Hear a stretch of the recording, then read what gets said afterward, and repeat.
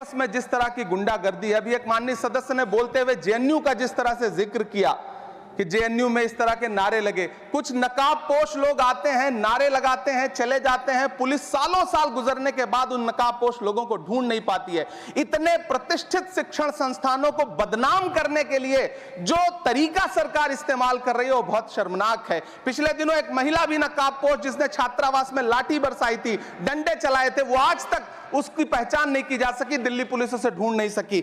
जामिया की लाइब्रेरी में जिस तरह से लाठियां बरसाई गई थी, उनके जख्मों के निशान आज तक नहीं सूखे हैं। अलीगढ़ मुस्लिम विश्वविद्यालय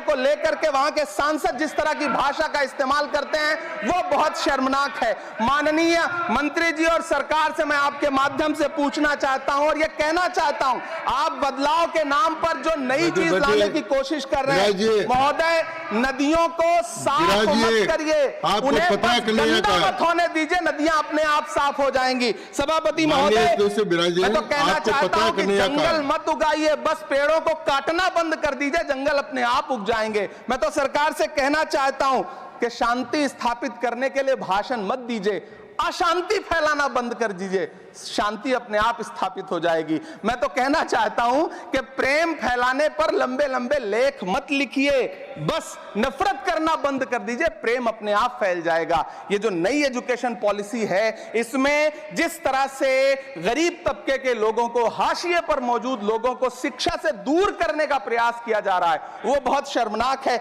शिक्षा को निजीकरण की तरफ जिस तरह ले जाया जा रहा है वो बहुत शर्मनाक है। माननीय मंत्री जी इस पर सोचें और इसे सुधार करने का प्रयास करें। इस सदन की तरफ से शायद इससे बेहतर सुझाव हम नहीं दे सकते। बहुत बहुत धन्यवाद।